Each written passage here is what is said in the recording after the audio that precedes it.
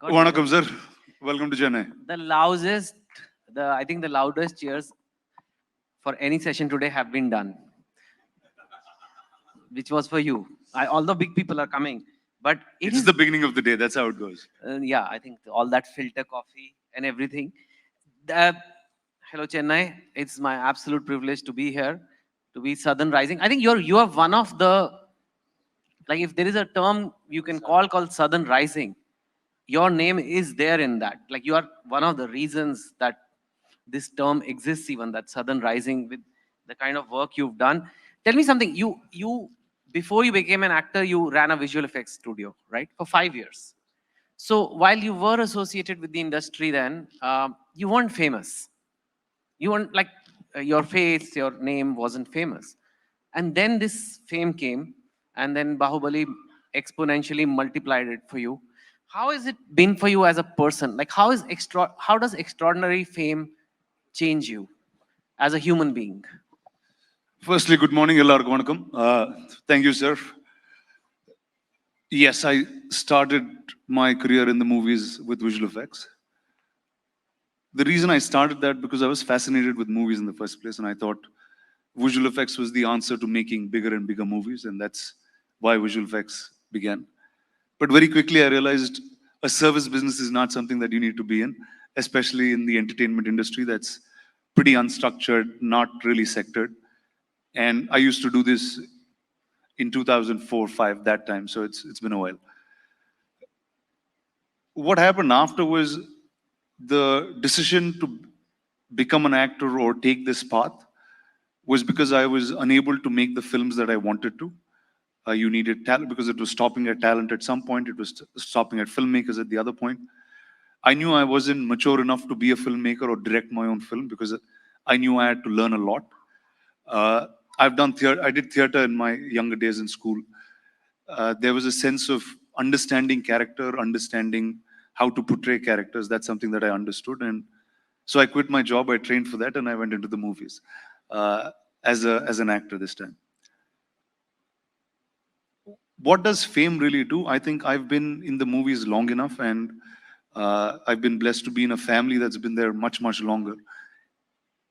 And fame is actually a job, and we treat it very much like that. It's being famous is a job. Every time you get out, you got to be famous, but you go back and you got to be who you are and what got you here. So that's the reason that we wear it literally as a job and take it off once job is done. What's the best part of being famous, and what's the worst or not so savory part of being famous? There's nothing that's not so good about being famous. Okay, okay, that's very honest. You did visual effects in 2005. Those must be different days. Like the computing speed, the internet speed is Yes. very different, right? Is it totally different today? Like, I know you're Oh, not doing it now, but oh, for of course. I mean, whether it's cost, manpower, whether it's skill, talent, whether it's the kind of cinema that's being made, I think all boundaries have pushed in India in a very different direction. What I what I've done is pretty much ancient now. It's so I'll give you a little anecdote. I used to run a post-production facility at the same time I ran this, and all my equipment is now in a museum in Vizag. So oh wow. that's how quickly this changes. And I was so happy every time I go there. It's like I'm not stuck in that museum. I have a job. So You know, I've been part of a few films in Mumbai, and I know a few visual effects people just as friends, and they tell me that a lot of what we see in movies we don't know. Like, there is something, like, there was a budget for, I won't say which movie, which actor, for fat reduction. Like, they can actually make the hero look if I thinner could, if I can, face, and is that possible? And how if does I that? can make you look green, I can make you look fat. I can make you look like the Incredible Hulk. I can do whatever. It's on how much patience you have to do it, how much prep you have to do it. See, that's what visual effects is. It's aiding the filmmaker to dream as creative as you want. You're a writer. You write stuff. Now I'm saying you write it based on social understanding. There will be that's your first influence. But the fact that you can go beyond this world and there's a lot more is what visual effects really aids artists and writers to do. Yeah. Last question on visual effects before we move on to other things, because I artificial intelligence is considered the next revolution. There is, like, a boom abroad on it. And we've already seen some demonstrations of AI in film, like at least some, the YouTube, you can now have different languages. It's probably possible even now that there's automatic dubbing happening or all kind of things happening. Maybe some actors can be replaced, I don't know, like at least smaller actors, like you don't need to cast for certain roles. Where do you think AI will have a profound impact, especially in a place like India where so many languages are there? Do you think it will change our film industry, or it'll be a modest impact? See, AI will impact everybody. Doesn't matter if you're in the films, doesn't matter if you're a lawyer, you're a banker, you're doing accounting, you're a doctor. It's going to disrupt everyone's lives. It's what the internet did to us many years ago, where we just didn't have access about information. You didn't know anything about anything. You got to read stuff, you have to study things. And this is our next turn. And this is something that, see, the internet was very quickly applicable to us. We, if say 20 years ago when I started visual effects, if I told someone's going to buy on a phone, it just sounded like a ridiculous idea.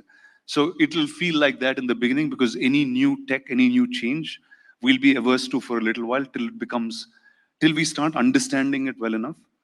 Now, when pertaining to the entertainment industry, it'll do the same, where there will be a lot. See, the entertainment industry picks up any tech even at a very, very early stage, because it's constant creativity. You're trying to create what you imagine. So the faster it can create processes, it'll keep going on. When you come to the sense of replacing humans, it'll be the humans that understand AI that'll be running the world, and not AI really running the world, at least in our lifetimes, if not the next. Right. But tell me something. You've been part of some of the biggest films of cinema, but in general, while we do have a few very big hits in a year, spectacle movies, in general, like romantic films or a lot of like medium budget films, people just don't go to the theaters as much now because there is so much to watch on OTT on the phone. And with AI coming in, I could just take out my phone and say, I'm bored, entertain me. I don't even know what I want to watch. Some of it is already there. If you open YouTube, it'll tell you. And usually it's pretty good at guessing what I want to see. Like my mother has a YouTube which is totally different from mine, her home screen. Like she likes to watch some spirituality videos and all. They keep popping up. It could get even more refined and it could get more tailor made. Is the film industry under some sort of a threat, consolidation? Is it going to become a bit like the circus, or is it going to survive like books have survived, thankfully? How do you see all this? How do I see? Okay, it's a multi-layered question, so let me try to answer it in the best possible manner. Uh, Always there have been different forms of entertainment. Cinema has stayed really, really long, the exact same way it was. 100 years ago, when cinema started in India, it was just being shot on film and projected back on film. Now it's being shot digitally and just projected back digitally on the exact same screen. Uh, Tech enhancements, all of that will happen, experiential things happen, but it's pretty much been the same for many, many years.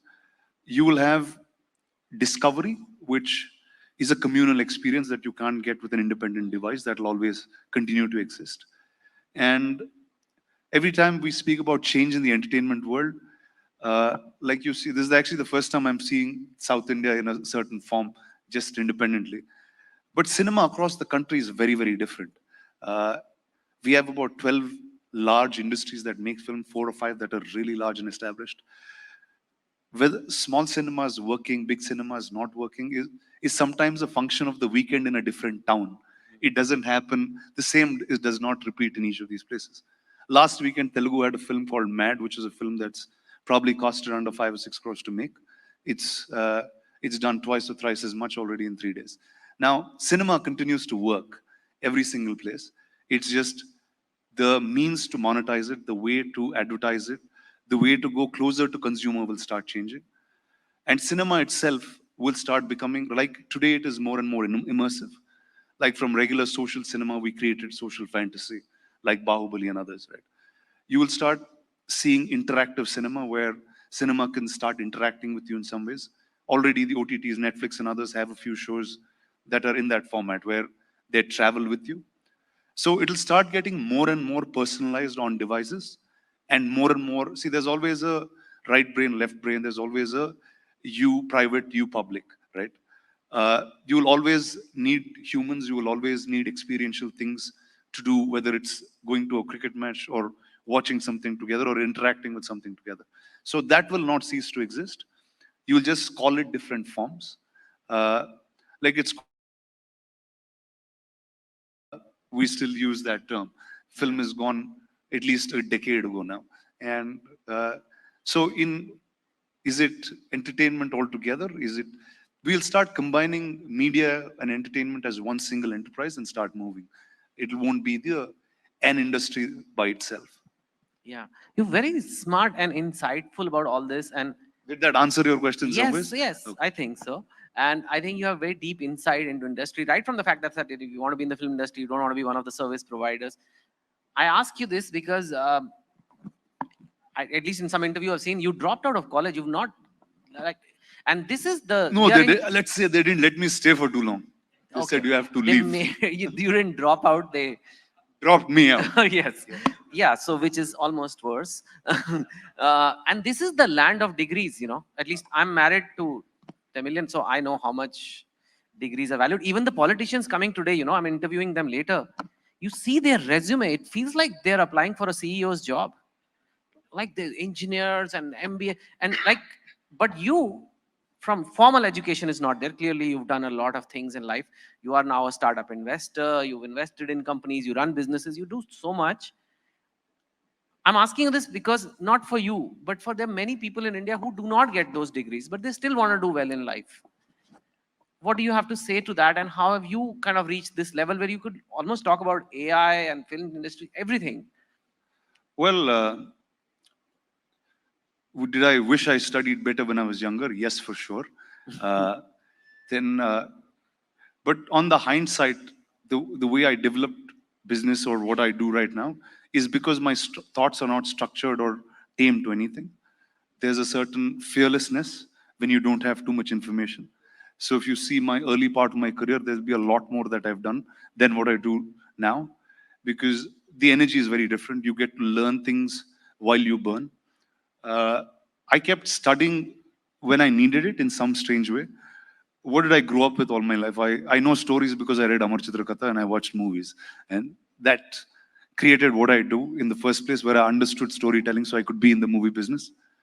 Uh, when I had to sell my visual effects company, or rather when I somewhere knew that this is not a business I want to be in for the rest of my life, I didn't understand what selling a business meant.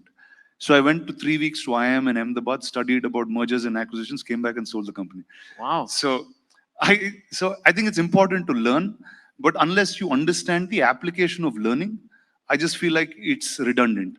Uh, and I think like cinema has been the same for 100 years and needs to change and figure out interactivity, I think the system of education of basic school and others will start evolving into teaching newer things and newer ways of life. Yeah, that is something. I've spent a lot of time, Not and bad for a dropout, isn't it? no, no. And has your college called you back for a talk or something? Like the college that asked you to drop out? No, my college never called me because I was there for so little time. They don't They even don't know. even think Did he come here? I'm in it. But no, I went back to school. So let me tell you, like, schooling is the real education that I had all my life. I went to, for the first year of my life, I was here in Chennai. I was born here. Which school here? I went to Chettinad Vidyashram first, and then I moved to Hyderabad. I went to Hyderabad Public School. It was interesting when I was a kid because I went to two like palace looking schools. They were like just phenomenal, both the campuses. And Hyderabad, I got to live for a much longer period. So I spoke Tamil more than I spoke Telugu in my early years. And Hyderabad, most of them spoke Hindi. And it's not Hindi that you speak, it's Hindi that's Hyderabadi, that's Dakkani, it's very different. Now though I didn't perform well in school, what the environment of that school taught me is everything that I know. It the school helped me to dream big. I was like the size of the Hyderabad public school is like some 200 odd acres or something. And even if you jump out of class, it's so hard to find you in a 200-acre campus. We have like 6 football courts, and like it's just really huge. So now this sense of scale always came from there. If you wanted to build something, you wanted to build it big. You wanted to be as cool as your school looked. Uh, my friendships that I have are across We never had the sense of language, caste, color. We were all in Hyderabad. It was like a mixed pot of people at that point. And I think that's really the sense of what India is. So I think school had taught me a lot, even though I didn't study in it. So I think it's important to go to school, experience a life, experience friendship, and I think that's schooling to me. What do you think the sense of India is? It's unity and diversity. That's why we're here, right?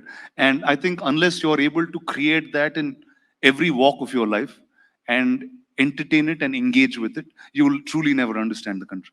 Yeah. I'm going to ask you a philosophical question. It had tremendous audience appeal, and there is usually a hero, a villain, and often the biggest movies in the world are those Avengers. There's a clear hero and villain. There is violence on screen, and people enjoy such movies a lot.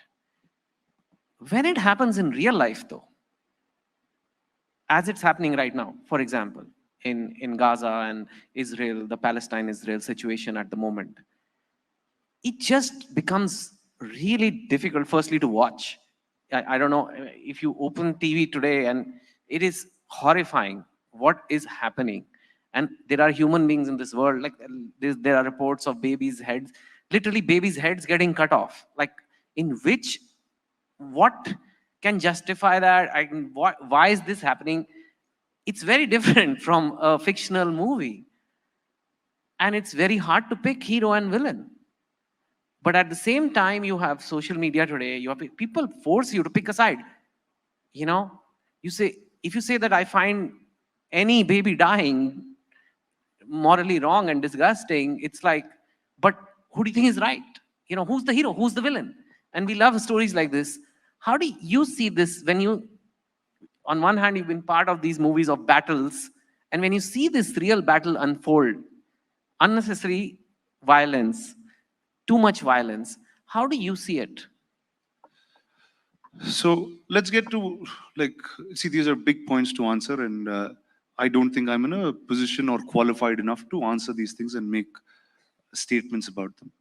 But since you gave the sense of story, let me go from there. Whether it's the Ramayana, whether it's the Mahabharata, whether it's tales that we understand, are always told with good and bad, because that's the most basic thing that every single one understands. It goes across denominator where doesn't matter where you come from, what you learned, what your language is, you understand good and bad, you have a sense of it. And what are these great mythologies that we speak about today was history at some point that was told to us. So the next generations understood that this was right and this was wrong. So that's the, I think as a storyteller, that's very important to consistently be able to tell this. Imagine all the stories of war that you heard in real life. Today might be big films, you might be great books, but if you go back to the period when it happened, it's those people telling us now that this is not what you're supposed to do. So I think that's the essence of being a storyteller, is being able to find that good and bad, be able to consistently tell it to people, influence them in right directions, and take it from there. I think that's how I take this Yeah. question. No, no, it's fine. And we don't have to be specific to something. But what I often find is this desire to say that this is good and this is evil. Whereas, at least from my experience as a writer for several decades, I've seen that it exists together. Human beings, you can't say good guy, evil guy. Whereas in stories, it often gets simplified like that. We know who was the good guy in Ramayana. I would say, sometimes there are some grace given, but generally, but in a situation like, for example, the Israel-Palestine war right now, people are picking sides in India also, even though we don't have really got skin in the See, game. when you talk about picking sides, if someone's picking sides on social media, that's just their entertainment. There's nothing real about it. So I think first, when you're talking about picking sides, is there some, if there's somebody from the political realm of the country speaking about it, I think that should be right. Uh, I don't even think it's right to speak on public platforms about. I wanted to say it earlier, but sorry, because it's if you're not being directly active in something and doing something about it, I think you have no right to speak about it. And that's how I lead most of my life, because that's only creating discussion for more and more people to discuss and do nothing about it. So I think leading discussion, unless we are physically, mentally, in all ways being able to take this, solve it, find a resolution, I think we are not in a position to speak. But okay, that's an interesting take, and there's nothing to agree or disagree on that. But what about if you're just an citizen of this country and you want to talk about inflation, for example, something which really applies to everybody, or national security, or many issues that affect unemployment, or so. Is there something called public opinion? Or are you saying that you can share it with your friends and in your drawing room, but putting it out there on? Like you said, your mom's phone. She will have nicer things to say. Let's be there. Yes, please do not check my Twitter. uh, it's election season, and I know you've clearly stated your policy. If I'm not directly involved, but it's going to multiply now. It's already multiplied. This thing on our side good, your side bad. We are good people, you are evil people. It it's not just we are, people often forget that all these political parties are all Indian parties. Actually, they have the same passport, we are all the same. But it sometimes at least comes across, and because it's election seasons, it's going to be on steroids now, that we are good, you are bad. Any issue is polarized very quickly. Any issue. I won't even say it's just religious communism. Even North and South. Even, you know, When hasn't it been? I don't know. Why is it any new this time? Then, okay, I've lived now for close to 40 years in this country. At least from the time I was 18, I was part of elections, I was part of voting things. I had some family who was in politics for some time in their lives. There was never a time it was any different. It's just there will be some more news channels being able to communicate more. There will be some more debates being held, but nothing changes on ground. It's the exact same way that the British played it, and then we continue to do the exact same. So I don't think there's really much difference in what's happening unless we're hyping that up. Yeah, I guess this is just more visibility. There's just more platforms for people to talk, fight on, entertainment linked fighting. What would you say to young people though, like youngsters who look up to you, they idolize you? Um, should they be on social media platforms becoming fanboys or fangirls of a certain politician, criticizing, making their point? They think they're contributing to the nation. They're like, this is my stance and this is how it should be, and you guys are bad, we are good, like that. They'll Or grow do you up think and it's better? they'll grow up and figure they've no contributed nothing, so they'll find their way. So you would recommend them to basically focus on their own life, focus on Yeah. See, I think today is probably the best time you can live in terms of opportunity in this country. Whatever you want to become, whether you can create something here and you can travel the world with it. There is the audience is not just local anymore. Or take for example, even for a film, it's not your local language anymore. You make something good, there's a world out there to see you. So I think just in every stride there is so much opportunity, so much where an individual can go. And I think all platforms are available to create. I know so many people that have created jobs, created value, created companies based on things that they learned on social media. So choose which side you want to be, and I think that's what all everything's about. One of the really admirable qualities about you I liked is that, and it is often not understood. People just think, oh, Bahubali happened and then you became big. Is that you work damn hard. You work all the time. Like you have YouTube channels, you have talk shows, you have movies, you have production, you have different languages going on. I mean, one of the good things about being pan-Indian is you are all over the place, but the bad thing is also that you're all over the place and you're always working. And I think that has led to your success. So why don't, without being modest, why don't you talk to about your like a daily routine or weekly routine so that other people can get inspired, and rather than wasting their time creating cheap entertainment on social media, writing tweets or X's, whatever they're called now, they can focus on their life. So one, like again, like I said, I grew up with an unstructured thought.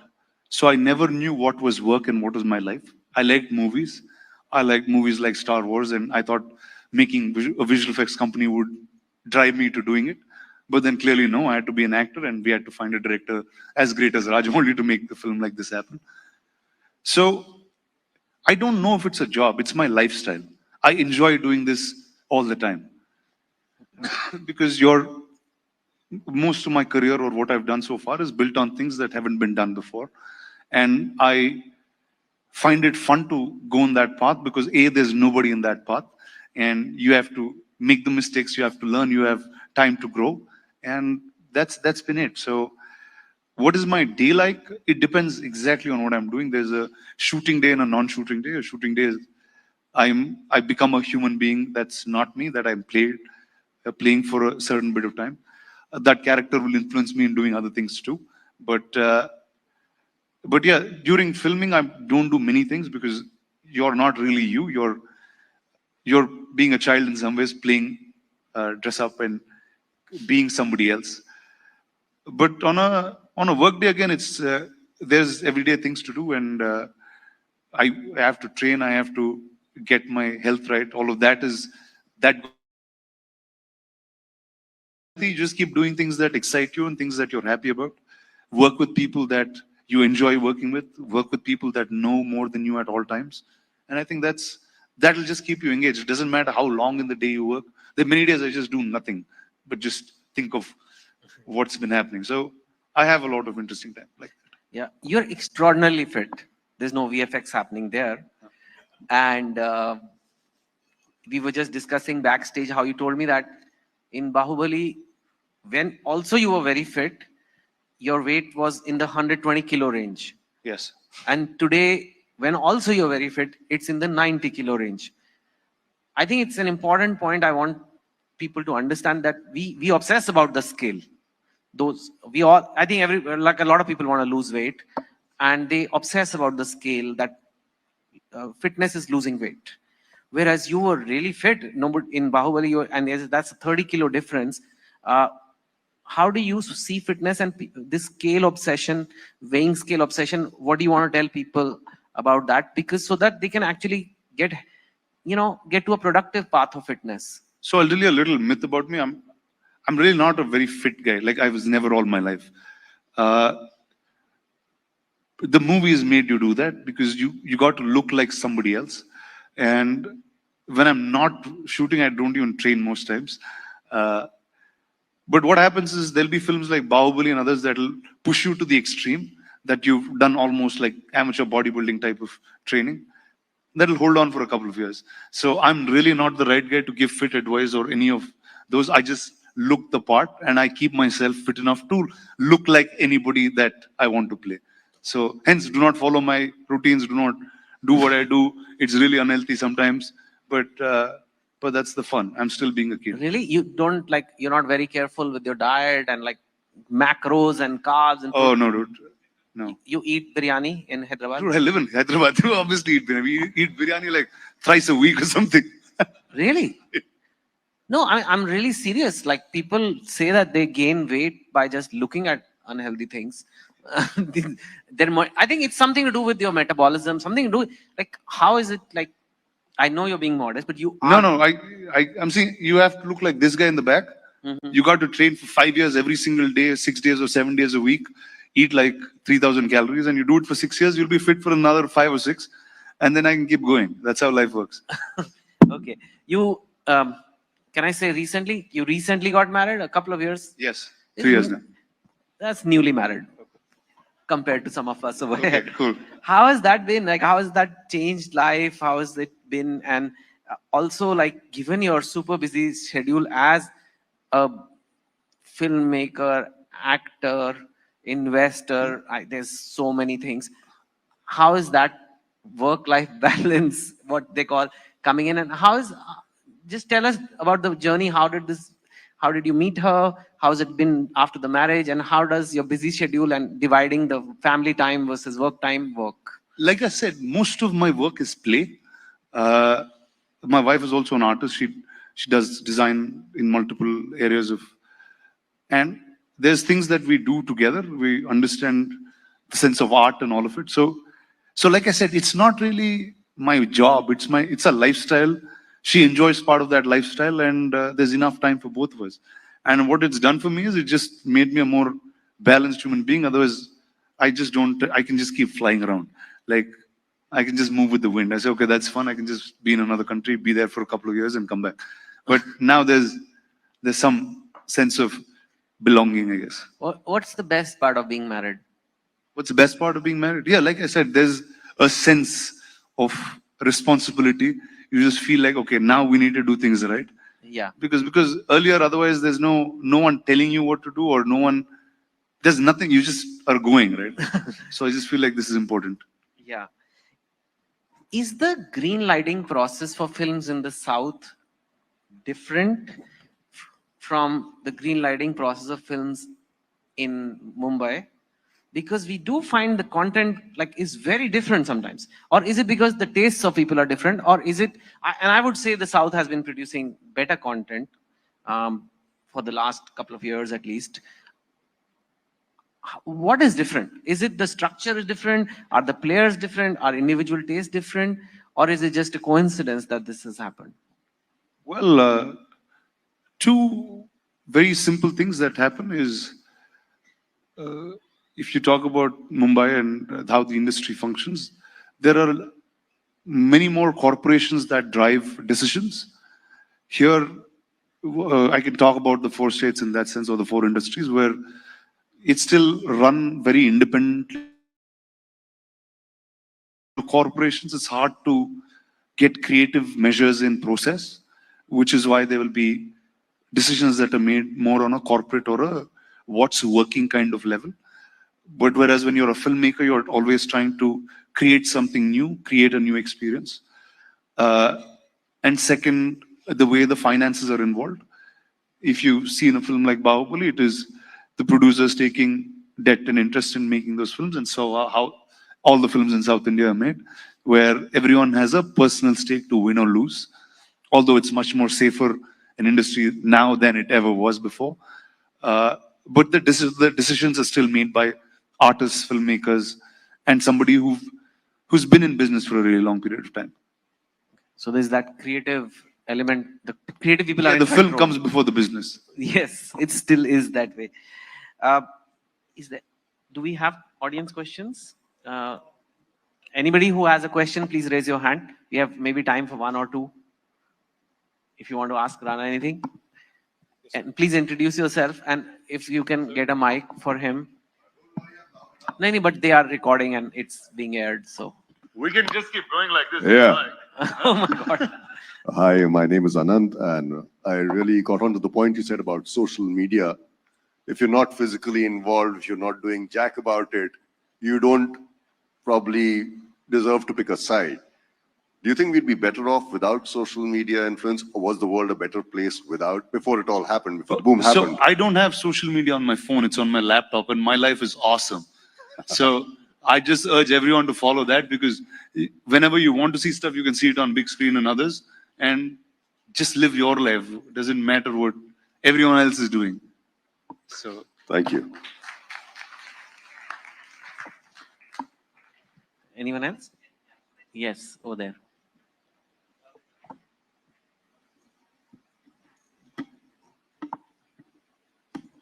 Hi, good morning. My name is Radhika. Hi, Radhika. Great to have you here. Thank you. There was a time, and we had the honorable governor of Telangana earlier, and she said that southern states have always felt that they are not being understood, and there was a feeling at one point that even the southern film industry felt like that Bollywood is idolized, and then something like Bahubali happens, and it changes the game. Right now, there is financing coming from Bollywood. And in fact, Bollywood perhaps is trying to copy the style of Southern cinema. Do you think the tables have turned? And was there at any point where, people went, whoop, our cinema rules, and it's actually at the Oscar stage? Depends on which part of the country you lived in, really. Right? If you live in Hyderabad, we were always collecting Tamil films were always running in Telugu. Telugu films did well here. It always collected more money than a lot of Hindi films for most period of time. You just got to know it. That's pretty much it. And before Bahubali, so we were always pushing boundaries. Like even before Bahubali did, there was a huge era of local language regional films being dubbed in Hindi and being watched. Like, I know 3 or 4 channels that just run on this and no other Hindi content. So it's always been there. It's just that news and media and some people in the industry got to know a bit late. That's it. I think, Rana, Yes, sir. we'll conclude here. Thank you so sir. much. You It's been such a really pleasure. are, there are actors who just like need a script and act, but you're not like actor is what you're most known as today, and that's that's how people describe you. But there is so much more to you, and you're an entrepreneur, you're a philosopher, you're a thinker, and a very balanced human being. I think inspiration to millions and millions. Thank you. Anything Thank you, sir. Thank you very much. Thank you guys. Such an honor. Thank you so much.